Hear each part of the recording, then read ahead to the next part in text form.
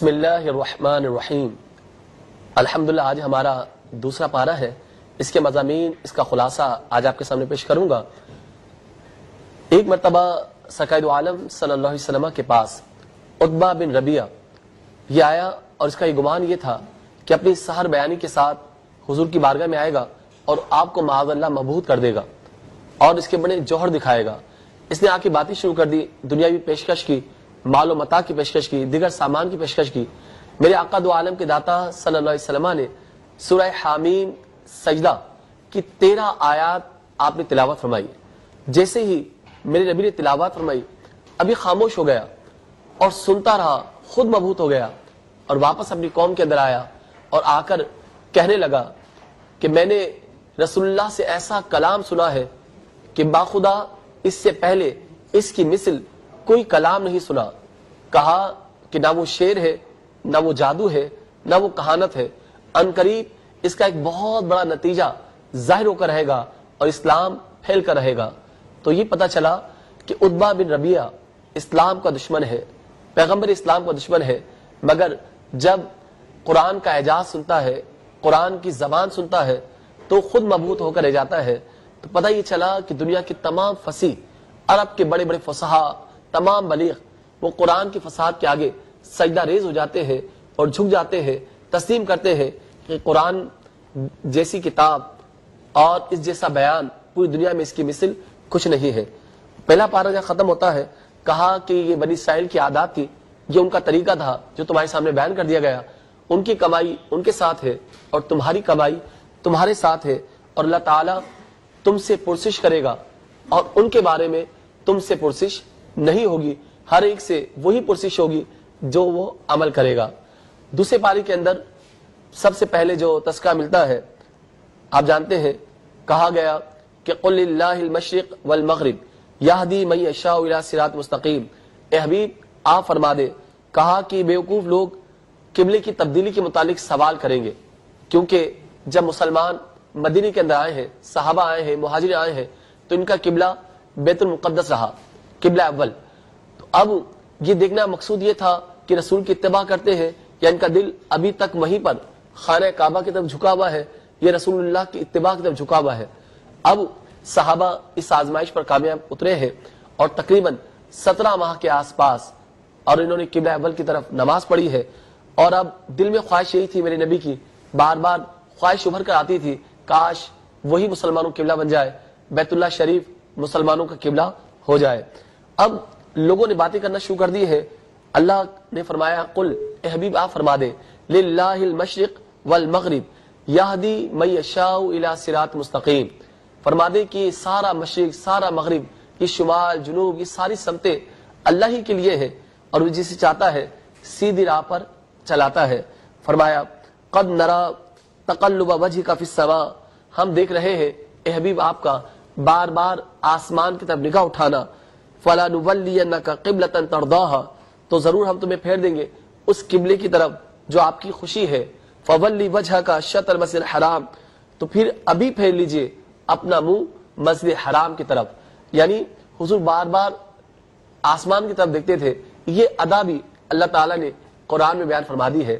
اور یہاں پر یہ بات یاد رکھیے گا، اس آیت کی بہت بڑی اہمیت ہے، علماء کرام نے، مفسرین نے اس سے 13 مسائل اخذ کیے ہیں، کیونکہ حضور کا بار بار آسمان کی طرف نگاہ اٹھانا، التجا کرنا دل کے اندر، اور ایک خواہش کی کا دل کے اندر اظہار کرنا، اور اللہ تعالیٰ نے آپ کے لیے آپ کا قبلہ بدل دیا ہے اور فرما دیا اس میں بحث نہ کرو۔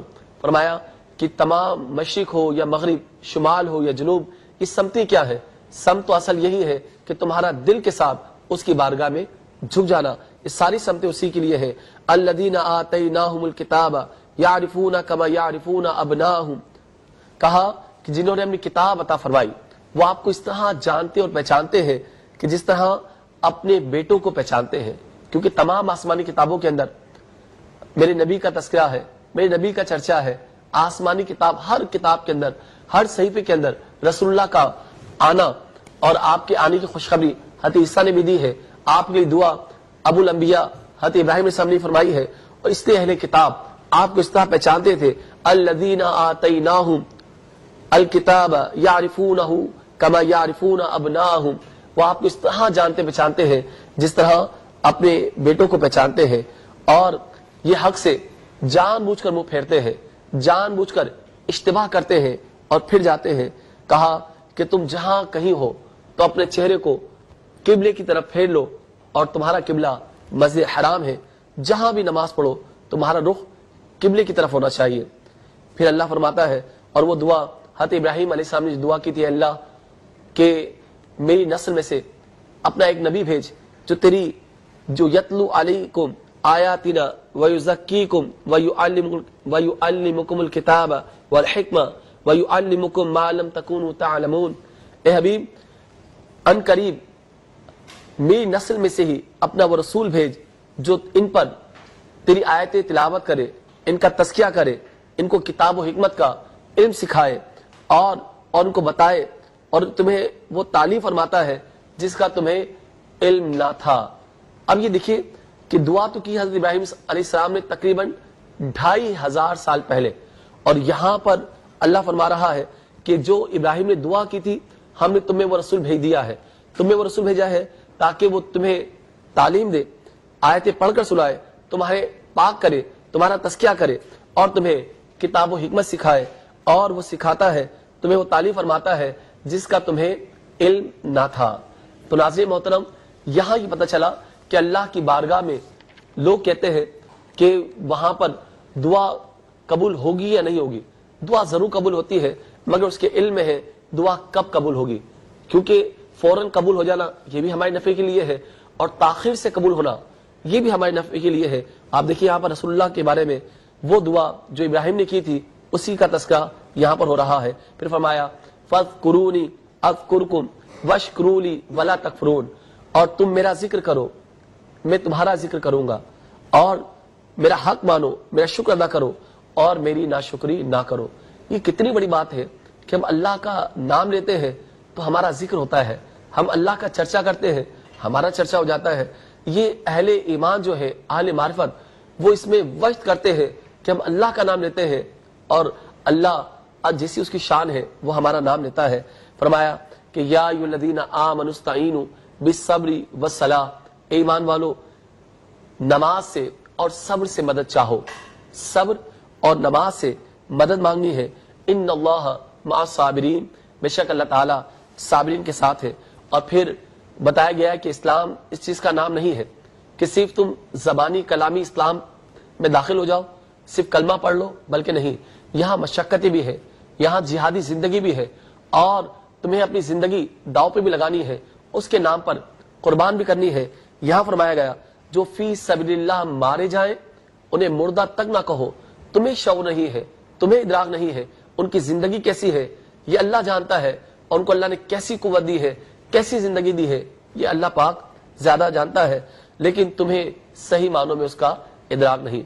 और आजकल का माहौल जो है, कहा जाता है कि ये अजाब है, इताब है, आया ये ऐसी वबा है, तो कुरान में अल्लाह फरमाता है वला नबलुवन्नकुम बिशैइन मिनल खौफि वल जूइ व नक्सिन मिनल अमवाल वल अनफुसी वस्समरात वबश्शिरिस साबिरीन, और तुम्हें हम जरूर आजमाएंगे, कुछ खौफ के जरिए, भूख के जरिए, और मालों में कमी करके, तुम्हारी जानों में कमी करके, तुम्हें बीमार करके, और तुम्हारी फलों में कमी करके। बाद लोग फरमाते हैं फलों से मुराद यहाँ पर औलाद भी है। तो पता ही चला कि तुम्हारे फलों में कमी करके, तुम्हारी औलाद में कमी करके, तुम्हारी जान में कमी करके, तुम्हें खौफ के जरिए, भूख के जरिए, हर तरीके से तुम्हारी आजमाइश होगी। तो मेरे भाइयों, हमें गौर करना है कि वो मालिक रहमान है, रहीम है, मगर वो जब्बार भी जरूर है, वो कहार भी जरूर है, वो जुल जलाल है, वो जलाल वाला है। तो जब उसकी पकड़ होती है तो बड़ी शदीद हुआ करती है। इन्ना बत्शा रब्बिका लशदीद, बेशक अल्लाह की पकड़ बहुत सख्त तरीन है। और फिर जिन पर मुसीबत पहुंचती है और जो कहते हैं इन्ना लिल्लाहि व इन्ना इलैहि राजिऊन, कि बेशक हम अल्लाह ही के माल हैं और हमें उसी की तरफ फिरना है। फिर यहाँ पर सफा और मरवा, उसके बारे में बताया जाता है कि इन्ना सफा वल मरवा मिन शआइरिल्लाह, कि बेशक सफा और मरवा अल्लाह की निशानियां हैं। और यहाँ से पूरा हज का तरीका भी आगे बयान किया जाएगा। और ये जो आयत मुबारका है वह इलाहुकुम इलाहु वाहिद, لا الہ الا هو الرحمن الرحیم، اور بے شک تمہارا معبود ایک معبود ہے، اس کے سوا کوئی معبود نہیں مگر وہی بڑی رحمت والا، بڑا مہربان ہے، وہ تم پر رحمت کرنے والا ہے۔ کہا جاتا ہے کہ یہ آیت مبارکہ اسم اعظم ہے، یہ آیت مبارکہ اسم اعظم ہے۔ پھر فرمایا کہ اللہ تعالیٰ نے زمین و آسمان کو تخلیق کیا ہے، دن کو رات سے بدلا، رات کو دن سے بدلا، یہ ترتیب ایام جو ہے، اور جو بڑے بڑے جہاز سمندر میں چلا دیے ہیں، ان میں لوگوں کے لیے نفع ہے، اور جو کچھ آسمانوں سے اتارا، یہ بدلیاں، یہ بارش، یہ اللہ کی طرف سے ہے، اور جو پانی اتر رہا ہے اس سے زمین کی زندگی ہے، اور گویا کہ مردہ ہو زمین ہونے کے بعد اللہ دوبارہ سرسبز و شاداب فرما دیتا ہے۔ یہ اللہ تعالیٰ کی سب قدرتیں ہیں، اور پھر اس نے زمین میں چوپائے پھیلا دیے ہیں، یہ سب اس کی طاقت اور قدرت ہے۔ ہواؤں کو اس نے چلایا ہے، بادلوں کو چلا دیا ہے، اور انسان کے لیے اللہ تعالیٰ نے مسخر کر دیا ہے بین السماء والارض، جو کچھ آسمان میں ہے اور جو کچھ زمینوں میں ہے۔ اور پھر فرمایا وَمِنَ النَّاسِ مَن يَتَّخِذُ مِن دُونِ اللَّهِ، اور کچھ لوگ اللہ کے سوا ایسے ہیں جو اللہ کو چھوڑ کر معبود بنا لیتے ہیں، وہ شرک کرتے ہیں، مشرک ہو جاتے ہیں۔ من دون اللہ اندادا یحبونہم کحب اللہ، اور ان سے اس طرح محبوب رکھتے ہیں، ایسی محبت کرتے ہیں کہ جیسے معاذ اللہ اللہ سے رکھتے ہیں۔ لیکن جو ایمان والے ہیں، فرمایا والذین آمنوا اشد حبا للہ، لیکن جو ایمان والے ہیں وہ اللہ سے بڑھ کر کسی اور سے محبت نہیں کرتے، ان کے نزدیک سب سے پہلے محبت جو ہے وہ رب کی ہے، کیونکہ اسی نے ہمیں پیدا کیا ہے اور ہم اسی کی اطاعت کرتے ہیں۔ پھر فرمایا کہ اے ایمان والو، اے لوگو، کھاؤ جو کچھ اللہ تعالیٰ نے حلال پیدا کیا ہے۔ فرمایا یا ایھا الناس کلوا مما فی الارض حلالا طیبا، حلالا طیبا، حلالا طیبا، جو اللہ تعالیٰ نے حلال طیب و طاہر تمہارے لیے پیدا کیا ہے اس سے آپ کھائیں، حرام کا سوچے بھی نہیں۔ لیکن جب تک آپ کی غذا حلال نہیں ہوگی، آپ نہ دعائیں قبول ہوں گی، نہ عبادتیں قبول ہوں گی، نہ سجدے، نہ یہ تراویاں، نہ یہ روزے، کیونکہ تمہاری غذا حلال نہیں ہے، نہ تمہاری دعائیں قبول ہوں گی۔ تو آپ کے کپڑے حلال ہونے چاہیے، آپ کی غذا حلال ہونی چاہیے، آپ کی نگاہیں پاک ہونی چاہیے، آپ کی مجلسیں پاک ہونی چاہیے، کیونکہ اسلام صرف خانقاہوں کا مذہب نہیں ہے کہ عبادت خانوں میں مذہبی رسوم کو ادا کر لیا یہ اسلام ہے، نہیں، بلکہ گھر میں اور گھر سے باہر، مسجد میں، بازار میں، مدرسے میں، سیاست و حکومت میں، تجارت و معاشرت میں، ہر جگہ اسلام ساتھ ساتھ رہتا ہے اور تمہیں احکام سکھاتا ہے۔ یہی ایک مسلمان کی سچی محبت ہونی چاہیے۔ فرمایا انما یامرکم بالسوء والفحشاء، اور بے شک تم لوگ شیطان کے نقشے قدم پر مت چلنا، کیونکہ شیطان تمہیں بری باتوں کا حکم دیتا ہے، وہ فحاشی کی باتیں تمہیں سکھاتا ہے اور برے کاموں کی طرف تمہیں دعوت دیتا ہے، اس سے تمہیں اس سے بچنا ہے۔ انسان گونگا ہو جاتا ہے، بہرا ہو جاتا ہے، اندھا ہو جاتا ہے، اتنی شیطان کی پیروی کرتا ہے، دجالی فتنوں کی اتنی پیروی کرتا ہے کہ اسے اسلام نظر نہیں آتا۔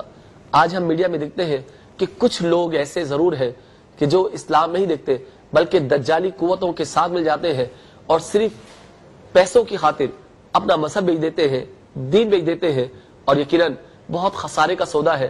آپ دیکھیں آپ کی زندگی کتنی ہے، 50 سالہ، 60 سالہ، 70 سالہ، تو یہ مختصر زندگی ہے، آخرت کی ایک طویل زندگی ہے، بہت لمبی زندگی ہے۔ تو اس طویل زندگی کے اندر ہمیں اپنے رب کو راضی کرنا ہوگا۔ اور پھر فرمایا کہ بے شک وہ لوگ ہیں جو اللہ کے احکام کو چھپاتے ہیں، ایسے بھی لوگ ہیں جو اللہ کے احکام کو چھپاتے ہیں اور اپنی منمانیاں کرتے ہیں۔ اس کا مطلب یہ ہے کہ کچھ ایسے لوگ ہیں جنہیں علماء کہا جائے، علماء سو ایسے ہیں کہ جو اپنی مفادات کی خاطر، پیسوں کی خاطر، کھنکتے ہوئے سکوں کی خاطر وہ اسلام کو بیچنا چاہتے ہیں، دین کو بیچنا چاہتے ہیں، اور وہ اپنے پیٹ کے اندر ثمنا قلیلا، بہت کم پیسوں کے عوض یہ سودے کر رہے ہیں۔ تو اللہ تعالیٰ، تو اس کا مطلب یہ ہے کہ وہ اپنے پیٹوں میں آگ بھر رہے ہیں، جہنم کا ایندھن بھر رہے ہیں، اور پھر اللہ تعالیٰ قیامت کے روز ان کو جہنم میں ڈال دے گا، ان کی طرف نہیں دیکھے گا اور ان کو عذاب ہوگا۔ وَلَهُمْ عَذَابٌ عَلِيمٌ، اور ان کی طرف اور ان کے لیے دردناک عذاب ہوگا۔ پھر کہ جو اللہ کی محبت میں عمل کرتے ہیں، اپنے مال کو اس کی محبت میں خرچ کرتے ہیں، اپنے قرابت دار، یتامہ، مساکین اور مسافروں کے لیے، سائلین کے لیے، بھکاروں کے لیے اور غلاموں کے لیے، وہ اپنے مال میں سے خرچ کرتے ہیں تو اللہ انہیں بڑا پسند فرماتا ہے. اور یہاں پر پھر اقامت صلاۃ اور ادائے زکوٰۃ کا حکم ہے. قرآن میں جگہ جگہ نماز کو قائم کرنا اور زکوٰۃ کو ادا کرنے کا حکم دیا گیا. فرمایا کہ اے ایمان والو، پھر فرمایا کہ یا ایھا الذین آمنوا کتب علیکم القصاص فی القتلی، تم پر فرض ہے کہ جو ناحق مارے جائیں ان کے خون کا بدلہ پورا پورا دیا جائے. تو قصاص کے پورا بیان ہے اور دیت کا پورا بیان ہے، کیونکہ کسی کو ناحق نہیں مارا جا سکتا. ایک انسان کی زندگی پوری انسانیت کی زندگی ہے. ایک انسان کی جان بچانا گویا کہ تمام انسانیت کی جان بچانا ہے. اس لیے یہاں پر قصاص اور دیت کے احکام بھی بیان کر دیے گئے. اور یہاں پر پھر روزوں کا بیان شروع ہو جاتا ہے کہ اے ایمان والو، تم پر روزے فرض کر دیے گئے ہیں. یا ایھا الذین آمنوا کتب علیکم الصیام کما کتب علی الذین من قبلکم لعلکم تتقون، تاکہ تم متقی ہو جاؤ، پرہیزگار ہو جاؤ. تو روزے کا اولین مقصد تقویٰ ہے، پرہیزگاری ہے. روزے اللہ نے فرض کر دیے ہیں. ہلکی ہلکی بیماریوں کا بہانہ نہ بنائے. روزوں سے یاد رکھیں، ابھی میں بیان سن رہا تھا، ایک صاحب کہہ رہے تھے کہ روزہ رکھنے سے قوت مدافعت کم ہو جاتی ہے، روزے نہ رکھے. تو یہ کیسی باتیں کرتے، یہ کیسے دین سے بیزار لوگ ہیں. حالانکہ طبی عملہ کہہ رہا ہے، اطباء کہتے ہیں، ڈاکٹرز کا کہنا یہ ہے کہ نظام کے لیے روزہ بہت ضروری ہے. اور روزہ رکھنے سے انسان کا نظام بڑھتا ہے، طاقت رکھتا ہے اور قوت مدافعت بڑھ جاتی ہے. تو ایسے کم سے کم ہمیں باتیں نہیں کرنی چاہیے جو اسلام سے بیزاری والی باتیں ہوں، دین سے بیزاری والی باتیں ہوں. ہم مسلمان ہیں، ہمیں اسلام میں پورے کے پورے داخل ہو جانا ہے. اور یہاں پر چوں چلا نہیں کر سکتے کہ میرے دل میں یہ چاہ رہا ہے، میرا دل یہ چاہ رہا ہے، میری مرضی یہ ہے. بلکہ اللہ یہ چاہتا ہے اے ایمان والو، اسلام میں پورے کے پورے داخل ہو جاؤ. آگے شراب کے بارے میں حکم ہے اور یہ بتایا گیا ہے شراب کے بارے میں بالکل ذہن سازی کی جا رہی ہے کہ کہا گیا ہے اس میں منافع قلیل ہے، بہت کم فائدے ہیں اور نقصانات اس کے زیادہ ہیں. علمی طور پر، عقلی طور پر، معاشرتی طور پر، عمرانی طور پر بتایا گیا کہ شراب کے فوائد بہت قلیل ہے مگر اس کے نقصانات بہت زیادہ ہیں. کیونکہ شراب کو جو حرام قرار دیا گیا ہے وہ آہستہ آہستہ قرار دیا گیا. ابھی ذہن سازی ہو رہی ہے کیونکہ ان کے خون کے خمیر کے اندر، ان کے اندر شراب کی وہ رسیاں تھے، شراب کے عادی تھے. اس لیے شراب کے بارے میں ان کو استعمال سمجھائی گئی تاکہ آہستہ آہستہ ان کو شراب سے دور کر دیا جائے. تو یہ قرآن کا اعجاز ہے. قرآن کے متعلق یہی ہے، جب تک میں اور آپ قرآن کے قریب نہیں آئیں گے ہم سمجھ نہیں سکیں گے. آپ دیکھیں، اگر آپ ڈاکٹر سے دوا لے کر آ جائیں اور دوا لے کر پاکٹ میں لے کر گھومتے رہیں، کیا آپ کو شفا ہوگی؟ جب تک آپ گلے سے نیچے نہیں اتاریں گے آپ کو شفا نہیں ہو سکتی، یقیناً نہیں ہو سکتی. اس لیے اب یہاں پر دیت کے مسائل بھی آگے آ رہے ہیں کہ دیت کیا ہے، قصاص کیا ہے، اور اس کے ساتھ ساتھ کہ عدت عورتوں کیا ہے، نکاح، طلاق، عدت اور مدت رضاعت کیا ہے. مدت رضاعت کے بارے میں بتایا کہ 2 سال ہے. مدت رضاعت 2 سال ہے، یہ ٹائم بتایا گیا ہے. اس لیے مجھے اور آپ کو چاہیے کہ ہم قرآن کو زیادہ سے زیادہ سمجھیں، اپنے اندر اتاریں، قرآن کی محبت پیدا کریں. جتنی ہم دیگر زبانوں کے متعلق محبت پیدا کرتے ہیں اس سے زیادہ ہمیں عربی سے محبت ہونی چاہیے، کیونکہ قرآن کی زبان عربی ہے اور رسول اللہ کی زبان عربی ہے اور جنت کی زبان عربی ہے. تو یہ مضامین دوسرے پارے کے میں نے آپ کے سامنے بیان کیے. انشاءاللہ تعالی کل تیسرا پارہ بیان کریں گے. جب تک کے لیے اجازت دیجیے. والسلام، مع الاکرام. اسلام زندہ باد.